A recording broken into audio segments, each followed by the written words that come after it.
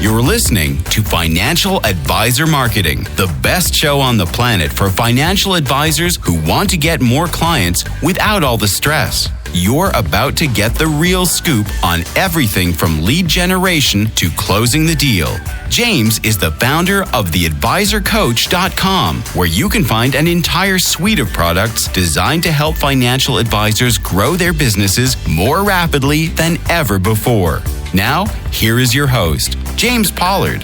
This week, I want to do something different. It's been a long time since I've done a question and answer type podcast episode, so I want to do it this week. And to be clear, the only people who are entitled to a response from me are my Inner Circle members, Inner Circle newsletter subscribers. They subscribe to the monthly Paper and Ink newsletter, and one of the perks of being a subscriber is getting a secret email subject line that you can use to get my attention and get a response from me almost always in 24 hours or less. If you're an Inner Circle member, you know I get back to you sometimes like in an hour, maybe a couple minutes, 2 hours, but I get back to you within 24 hours. And I get a bunch of questions, both from Inner Circle members who are entitled to a response and non-Inner Circle members who are not entitled to a response. I'm sorry, that's just the way it is. I have to have a cutoff somewhere. I have to manage my time. I have to prioritize my day. If you can't understand that, then I'm sorry, but that's what I do. And let's say that I only get 5 non-Inner Circle member questions a day. Sometimes I get 5, sometimes I get 10, sometimes I get 0 if it's a holiday, like if it's Christmas or Memorial Day or something. But if it's 5 on average every single day, that's 150 questions a month. I have a virtual assistant who saves these questions and puts them into a separate email folder for me to go through. And I'll look at them every once in a while in order to get content ideas or to see to really put my finger on the pulse of what people are thinking, what problems are coming up, what challenges are coming up with them. And I've noticed that these questions are really piling up. There are a lot of questions in there. So I will try my best to get through as many as I can in a single 30-minute episode. If it sounds like the audio has been chopped up, or if it sounds like I'm unnaturally starting and stopping, it's because I probably am. I will probably answer the question, pause the recording, get another question, and then hit record again. So if it sounds funny, that's why. As always, I will shorten or summarize the questions for brevity because sometimes people like to write their entire life story when answering or asking a question. They want to include War and Peace with their question, and they want to challenge me to find their question inside 10 different paragraphs. But other than that, these are real questions from real advisors. Let's get started. How do I get more bandwidth to create content for social media? Well, when it comes to creating bandwidth, you want to change your diet, get better sleep. This is very boring stuff that nobody really wants to acknowledge. Take a walk around the block, stop watching 4 or 5 hours of Netflix every single night, get off your butt, take a walk, take supplements. It's weird to me to see how many people aren't taking supplements. And I'm not saying that there's a magic pill that will instantly change everything in your life, but you can supplement for deficiencies. If you know that you've got brain fog every single day and you're eating vegetables and you're healthy and you're drinking a lot of water and you're walking and you still have the brain fog, then sure, take a supplement for your brain. This is not rocket science. If you are eating cheeseburgers every single day and drinking Coke, then yeah, that's probably why you have brain fog. But assuming that you're eating healthy and you still don't have the bandwidth, look into supplementation. Look for different supplements that you can take to eliminate that brain fog, to get you more productive. If there are any programs or courses, I don't really have any recommendations. I don't want to venture too far with this question, but creating bandwidth is essentially creating energy. And if you can create the energy or you can prioritize better, then you can have the bandwidth. And maybe you'll find out that you don't need content for social media. Maybe it's completely unnecessary. I don't want to make the assumption that you even need content for social media. Maybe you don't. Maybe you can hire it out. I'm not sure. Next question. How can I find qualified leads who are coachable and teachable, people who want to educate themselves and execute? That is a really hard question. Anyone who says they have a definitive answer to that question is a bold-faced liar. Quite frankly, I am not sure. And if I had the answer to that, I would be a decamillionaire many times over, because I would basically productize that and put it into the hands of financial advisors and charge a pretty penny, obviously less than what they're getting in return. But that's just what I would do. I am not Sure, because a lot of the people who want to educate themselves and execute, they're already doing it. These are the do-it-yourselfers. Yes, there is a segment of the do-it-yourself population that wants a helping hand. I understand that. Many of them are reluctant to subject themselves to an asset management fee. They want a particular model, a particular business model of financial advisor. So quite frankly, I am just not sure. I will tell you that Gary Halbert, legendary marketer, arguably the best copywriter ever, said that sometimes prospective clients are like porcupines in heat. So porcupines are only in heat for like 8 to 12 hours every single year. And so you have to act fast, and you want to be in multiple places at the same time. This is why I talk about multiple marketing strategies. It's just scratching the surface of why it's so important. You want to be in their inbox, be on the social media. You want to be in their real mailbox. You want to be in front of these people, and you want to make it a qualification to work with you. And the qualification should be that you are teachable, that you are coachable. If you are not coachable, if you're not teachable, then I'm not going to work with you. I'm not going to be your financial advisor. Don't be afraid to put that line in the sand if it's something that you really want. For example, I did that when I was coaching financial advisors one-on-one a few years ago. I would put in my marketing materials in the coaching application and whatnot, make sure you are teachable. Make sure that if I tell you to do something, you'll actually do it, because otherwise it's going to be a lose-lose scenario. You are going to waste my time, because this is time that I could have used for a financial advisor who would actually do something and make something out of him or herself. And it's a losing scenario for you, because you're not going to get the results that you should have gotten and could have gotten had you taken my advice. So put that kind of vibe in your marketing. Use that to separate the wheat from the chaff. That's really what you have to do. Your question is, how can I find qualified leads? Well, you have to qualify them. You have to have a qualification mechanism. Next question. What is the biggest mistake you see when people hire virtual assistants? So I actually did get this question from an Inner Circle member, and I wanted to share the gist of my answer on this podcast because it's such a relevant question. He asked me because one of the bonuses I gave newsletter subscribers was a video about how to use virtual assistants, the systems that you should have in place, how to hire them, and information about hiring virtual assistants. I'm hesitant to go out on a limb and proclaim a biggest mistake, but if I had to pick one, I would say it's probably waiting until you feel overwhelmed, because by then it's going to be too late. You'll be overwhelmed, which means you'll be scrambling, and you won't have the mental space, the focus, the clarity, etc., to create the systems that virtual assistants need to succeed. So do not wait until you're overwhelmed. People like to push the envelope. They like to wait until the very last minute to get something done. There's an old saying that you should hire before you need someone. And transparently, I'm just being open with you here. I have not taken that advice in my own life. I have not hired people super early, but I have always hired before the point at which I felt overwhelmed. I have never felt burnt out when hiring someone, when looking at freelancers, contractors, virtual assistants, you name it. I have never felt overwhelmed is the best word I can use to really describe it. I've never felt like things were about to fall apart if I didn't bring someone in on the team, if I didn't outsource a particular task, if I didn't delegate stuff off my plate. I didn't feel like things would be in shambles. I felt like I was balancing a lot of different things, like I was holding these spinning plates in the air, but I felt like I was doing a good job of it. And I felt like I could keep those plates spinning for a couple months longer, perhaps another year. But I knew that there would be a point at which I would just run out of steam and those plates would come crashing down. And I wanted to have a team member in place to where I could just hand everything off. But I never, ever waited till the last minute. So I hope that makes sense. I hope that's an answer that helps someone out there.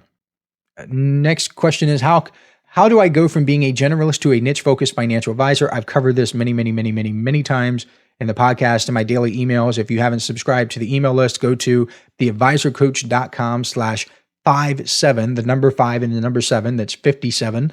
For the 57 marketing tips is the opt-in. It's the gift that you get when you sign up. Cover that many times, so read that. Also, go to theadvisorcoach.com/niche. There's a product that I have at The Advisor Coach called Deep Dive into Niche Marketing. It has everything you need to embrace a niche. Get that. Don't play around. It's an investment in your future. Don't pussyfoot it. Just get the darn thing. What gifts do you recommend for clients who just had a baby? A bottle of wine? You know what? I saw a financial advisor give away a custom piggy bank, and I thought that was cool. Not necessarily branded, but one with the child's name. I've also seen these piggy banks that have 3 different sections. So one for spending, one for saving, and one for giving, something like that. Other people give away blankets. That's popular. Other people give away books about money, like children's books. There's even a financial advisor who's written a book specifically for children. I wish I could remember the financial advisor's name, but it's like Milton the Money Pup or something. If you go to Amazon, just search Milton the Money Pup or like the Money Savvy Pup or something. That's a book. I saw a financial advisor put that out. I thought that was super duper cool. Next, we have how do I capitalize on changes in consumer behavior? I'm not so convinced that consumer behavior really changes that much. I know there are different trends and there are different preferences, and I'll get into that, but I'm in the marketing world. I'm in the business world, specifically advertising, specifically getting people to take action. And marketing is a mixture of behavior and math. Human behavior doesn't really change, psychology doesn't change, and math doesn't change. If people see a deadline timer, and obviously you can't really apply a deadline timer that often into financial services, but just hang with me for a minute. If you use a deadline timer, that implies urgency, sometimes scarcity. Those are just basic fundamental principles that influence human behavior. Scarcity, while I brought up scarcity, I want to stick on that for financial advisors. There's a limited amount of you to go around. There's a limited amount of your expertise, your time. If you can find a way to integrate something like that, scarcity, into your marketing, you will get better results. And it's not necessarily because you're changing or adapting your business to consumer trends or consumer preferences, but it's because you're tapping into a deep psychological force that has been with humans for thousands of years that has not changed, that you can, I don't want to say exploit for your gain, but that's kind of what it is. I wouldn't try to ride some non-existent wave. I would study the fundamentals, the stuff that does not change, and build your tactics on top of that. Of course, you want to skate where the puck is going in terms of the technology and the preferences that people have. People don't want to come to your office on a horse, on horseback or horse and buggy. This seems like a silly example, but that's what you want to think about when it comes to your technology and the way that you're approaching your clients and prospective clients. Something like Zoom is a good example. People want to meet virtually now. They want to have Zoom. They want to have these virtual meetings from the comfort of their own home. You want to have that as an option for your clients and prospective clients. You don't want to pigeonhole yourself into a place where you, unless you honestly, truly want to be a virtual financial advisor, and more power to you. There are a lot of people out there who are virtual financial advisors and they're completely crushing it and rocking it, and I have nothing but respect for these people. But if you don't want to be a 100% virtual advisor, if you want to work from an office sometime, then give people the option to meet with you in the office. You want to adapt to your client's preferences. Y-Charts even did a study, and I brought this up on a previous podcast episode. I don't remember the exact title, but they did a study where they found that clients want to communicate through email more than any other method. So knowing that, you would be a fool, a complete fool, not to use email. You can stay on top of trends like that. And if people say, oh, I don't want to communicate through Twitter, and you're putting all your eggs in the Twitter basket, you are making a mistake because you are not capitalizing on the consumer preference. So I wouldn't necessarily try to capitalize on changes in consumer behavior because behavior doesn't really change, but I would try to capitalize on the changes in the preferences of how they approach you, how they communicate, and so on. Hey, financial advisors. If you'd like even more help building your business, I invite you to subscribe to James's monthly paper and ink newsletter, The James Pollard Inner Circle. When you join today, you'll get more than $1,000 worth of bonuses, including exclusive interviews that aren't available anywhere else. Head on over to theadvisorcoach.com/coaching to learn more. How can I sift through the endless amounts of marketing gurus, coaches, ideas, programs, processes, systems, etc., and determine the one that works best for me? Whew, that's a mouthful of a question, but this is an easy one. It is a simple answer. You should find out what you want. What is your goal? Then tailor that. Imagine that you are getting a bunch of fitness gurus to reach out to you, and fitness coaches and people who are trying to sell different fitness programs and systems and different diets. So you've got Beachbody, you've got CrossFit, you've got the Atkins diet, you've got the Mediterranean diet, you've got powerlifting, you've got Olympic style lifting, you've got bodybuilding, you've got marathon running. There are so many different forms of exercise and dieting that are all proven to get a person, quote unquote, healthier, just different types of health, I suppose. It really comes down to the end user to decide what he or she wants. If I want to put on a ton of muscle and I don't really care about my numbers, my squat numbers, my bench numbers, my deadlift numbers, then I'm going to go into a bodybuilding program. I'm not going to pursue a powerlifting program because bodybuilding is better suited for my goals. If I want to gain weight, I am not going to go on a calorie counting diet where I'm in a deficit. I'm not going to go into a caloric deficit because that would not be for my goal. So if a coach came up to me and the coach said, I specialize in helping people go through caloric deficits without feeling hungry, tired, or stressed, I'm like, kudos to you. That's awesome. But your specialty doesn't align with my goal because my goal, I want to gain weight. I want to get bigger. I want to put some more mass on. So I'm not going to hire that coach. So immediately, just by getting clear on my goals, I have eliminated a section of the coaching fitness market, the coaching, the gurus, all that. I've eliminated them because they aren't going to help me get to my goals. If, as a financial advisor, you want to start from the biggest goal you have and then work down to specific techniques, specific tactics, specific strategies that you can use to accomplish those goals. Let's say you start with, I want to get more clients. Okay, cool. What are you currently doing that is getting more clients? Well, maybe you're getting some inbound leads from social media, but you're not closing them, quote unquote, closing them. Well, if a coach comes up to you and says, I specialize in helping people close inbound leads they've gotten from social media, well, now you have your answer. You have someone that can help you.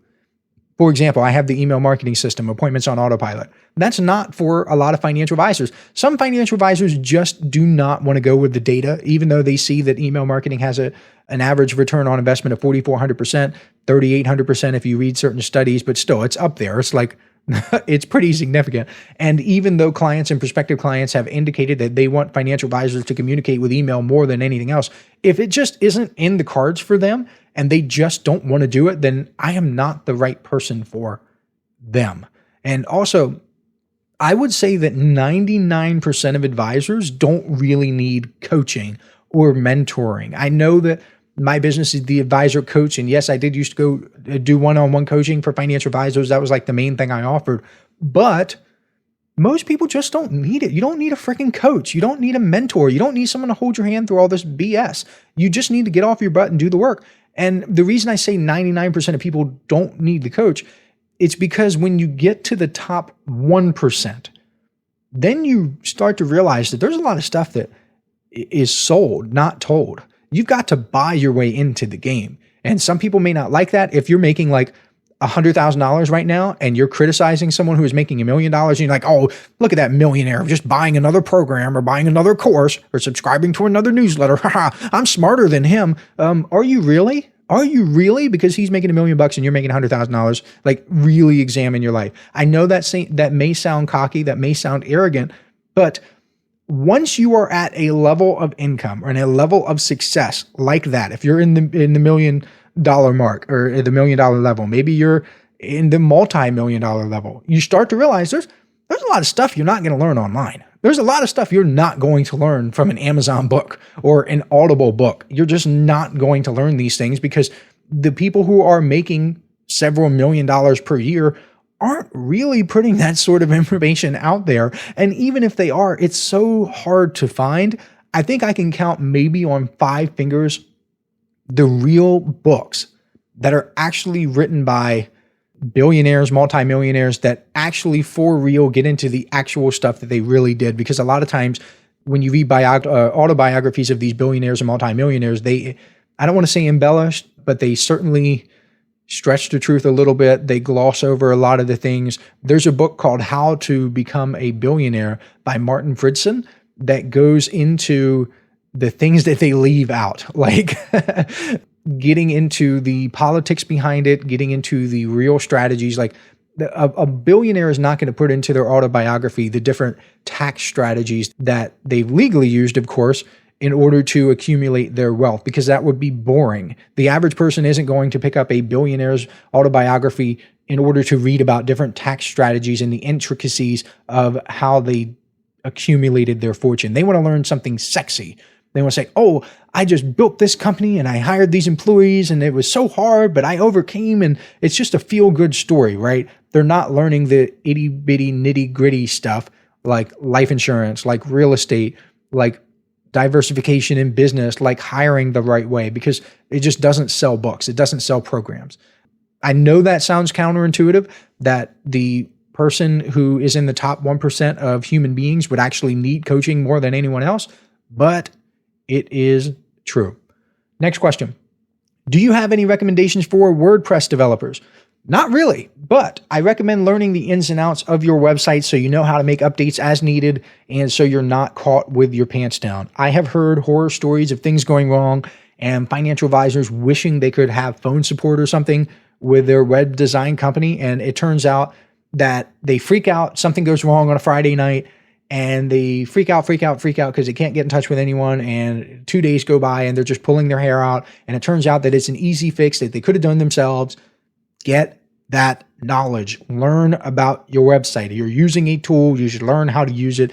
You don't have to know every single thing. You don't have to get into every single nook and cranny, but you should have a basic working knowledge of how to get stuff done. And to draw a parallel here, you don't need to know everything about taxes, but you should know enough to make sure your accountant is doing a good job to protect yourself from a fraudulent accountant. The same is true with websites and with a lot of marketing. You should know enough about how direct mail gets sent out in order to avoid being ripped off by a mailing house if you decide to do direct mail. You should know enough about email marketing to make sure you're picking a good email marketing software. It's just, I don't want to say it's self-explanatory, but it pretty much is, and it will save your butt. How do I archive my emails when using Convertkit? I am not a lawyer, and this is not compliance advice, but based on what I've been told, the best way is to email yourself so you have a record. You also want to maintain a list in Convertkit of who receives your emails. You can either do this manually, or you can have Convertkit linked to your CRM or something where it's automatically updated for you. And while we're talking about emails and compliance, a lot of people freak out about compliance with email marketing. They think that when they see a program like mine, like the Appointments on Autopilot program, one of the first thoughts they may think is, oh, well, I can't do that because compliance won't let me. Compliance won't ever let me send these emails that I want to send. A lot of times they won't let you send emails because you're talking about money, you're talking about investments, you're talking about stocks, you're giving stock market commentary, you're looking at these templates that other people use that are at different companies that talk about money. Well, I have news for you. If you're talking about money and investments and whatnot in your emails, you are doing it wrong. One of the reasons why my email system gets through compliance so well is because my emails don't necessarily recommend talking about money or investing. It blows people's minds when they find that out. And I'm not saying that my system gets through compliance 100% of the time. I'm not going to make that statement because it's just not true, because I'm sure that there would be a situation where some nutcase would come back and say, oh, well, my emails didn't get through, blah, blah, blah. So I'm not going to say that it happens 100% of the time. But most of the time, it appears to me that these emails get through compliance with no trouble whatsoever, because I'm not talking about money, not talking about investments. I'm not making these promises. I'm not making specific recommendations. So it just works. Next question. How can I create cold emails that don't sound salesy?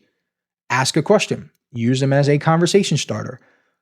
I think more people would be better marketers if they realized that the majority of marketing is about filtering. It is about separating the interested people from the uninterested people. If you start looking at all the emails you have to send and all the calls you have to make, you'll get overwhelmed. It's not like you're going to have a conversation with all of them, but if you look at a list of 100 people that you're sending emails to and you start doing the little math in your head, you say, oh, 100 people, and if just half of them email me back and say, yeah, I want to have a 30-minute call, then that's 25 hours of my time. I can't really do that. And you start freaking yourself out. You start psyching yourself out. You're not going to have a conversation with all of these people. You are filtering them. So you could ask a simple question like, hey, I saw you on X. Maybe that's LinkedIn. Maybe it's a website. Maybe it's a press release that they put out. I'm not sure. Hey, I saw you on X. I was wondering if you'd be interested in Y because Z. If so, let me know. That's it. It doesn't have to be complicated, just a short, cold email, because you're not trying to set the appointment right away. You're not trying to sell yourself, your company, or your services. You are not trying to marry someone you just met, is what a lot of sales trainers will say. They'll say something goofy like, you wouldn't just walk up to a random stranger and ask that stranger to marry you, right? But that's really what it is. You're not trying to get down to business in the first email. You're just filtering. Next up, do you recommend using landing pages, lead magnets, and funnels? It seems like a lot of work. Yes, I recommend it. That's kind of sort of the best inbound marketing strategy you could possibly use. And it's actually meant to reduce the amount of work you have to do. So if you find yourself doing more work after having your landing page, lead magnet, and funnel set up, then you're doing it wrong. Next question. Should I send a welcome email to people who join my email list? Yes, absolutely, 100%. It's critical. I'm not going to go into my specific strategy because I do charge money for that. If you're interested, go to theadvisorcoach.com/appointments to learn more. If you're not using a welcome email, or if you're just trying to figure it out on your own and you go through appointments on autopilot and you watch the section on the welcome email, it's going to rock your world. Next question. Which scheduler do you like better, Calendly or Acuity? Personally, I like Acuity, but you can't go wrong with either. The most important thing is to make sure that whatever you choose can integrate with your current tech stack, your website, your email, and there are some websites out there that look terrible with certain embedded schedulers. Maybe your website looks terrible with Calendly. Maybe your website looks terrible with Acuity. If it looks terrible with Acuity, then you probably don't want to use Acuity. So make sure that you map out all the areas where your calendar would appear, where you would use it, and check to see if you still want to use it after knowing what it would look like and knowing if it would integrate or not. As an example, most of the email autoresponder services out there integrate pretty well with both Acuity and Calendly. But let me just say that Constant Contact does not integrate with Calendly. I know that it does, or at least it should, and you can create a Zap for it, even if it doesn't. But if it didn't, and it did indeed integrate with Acuity, then you have your answer there. You want to choose the one that integrates with your tech stack. Another question. It looks like I'm getting close to the 30-minute mark, so I'm going to try to do two more. What specifically about Think and Grow Rich changed your life? Man, I got to tell you, people have such a weird reaction to Think and Grow Rich. Some people say that Napoleon Hill was a con man. Maybe he was, maybe he wasn't. I don't know. There's a lot of information going both ways. But keep in mind, I'm not taking Napoleon Hill's advice. I'm taking Henry Ford's advice, Thomas Edison's advice, Andrew Carnegie's advice. All three of those men that I just named, they have real documented books and or interviews, even if the interviews aren't with Napoleon Hill, where they echo similar sentiments to what is spelled out in Think and Grow Rich. Some people hate it. Some people love it. There are so many testimonials from millionaires who credit that book to helping them make their millions. So I can't argue with that. The founder of Chick-fil-A, Arnold Schwarzenegger, Bruce Lee, the list just goes on and on and on. Some people say it's dry and boring. Well, I hate to break it to you, but if you can't even read a single book, it's going to be really hard for you to achieve success in life. So thoughts and prayers, if that's you. Think and Grow Rich also takes multiple readings. If you read it once or twice, you will not absorb the full message. If you were criticizing Think and Grow Rich and you're saying, oh, I just didn't get it. It seems so weird. I don't want to put this advice into action. And you've only read it one time. I'm sorry, but you didn't get it. You did not understand it. I've read it. I've listened to it several dozen times, and I still learn something new every single time. Jim Rohn also recommended Think and Grow Rich in one of his speeches, and he said something like this. He said, if a millionaire told people that this book changed his life and helped him achieve his success, how many people would read it? Not many. And that is the sad truth. Most people they will listen to Jim Rohn say, here's the book that changed everything for me. Think and Grow Rich. Read it, read it, read it. And people was like, I don't have the time. Really, I got to pick the kids up now. I've got this meeting. This new movie came out on Netflix. I'd rather do that. And they just never get around to it. Last question. If I could only buy one thing from you, what should it be? Oh, okay. Good question to end on in this podcast where I try to sell something every single time. It's hard to give a blanket recommendation. Most people get the marketing plan first, Then they get something more specific like deep dive into niche marketing or 37 sales tips. And then it's a mix from there. Back in 2016, 2017, or I think 2017, when I didn't have that many products, people would get the marketing plan, then 37 sales tips, and then they would get the ultimate guide. And the ultimate guide would be like an outbound marketing primer. And a lot of people don't want to do outbound marketing anymore, so they don't get the ultimate guide, but they get the other stuff that is geared more towards inbound marketing, like how to get clients with LinkedIn. Obviously, my newsletter is the best thing I offer, bar none, but it isn't for everyone. It is a commitment. Some people don't like commitment, don't want to put in the work required for success. I get that. But if you are someone who is already winning in business and winning in life and you want to win more, the newsletter is probably the best thing for you. And you can check that out over at theadvisorcoach.com/coaching. If you want a tailored recommendation, go to theadvisorcoach.com/products and take the 5-question quiz on the top. You just give your answers and it will spit out a tailored recommendation specifically for you, telling you what is best for you. So that is it for the questions. I had a lot of fun doing this. Keep them coming. If you have any more questions, send them to james@theadvisorcoach.com. If you're an Inner Circle member, obviously you will get a response back quickly because you know the secret subject line. If you're not an Inner Circle member, thank you for your contribution to my content idea bank. And I'll catch you next week. This is thepodcastfactory.com.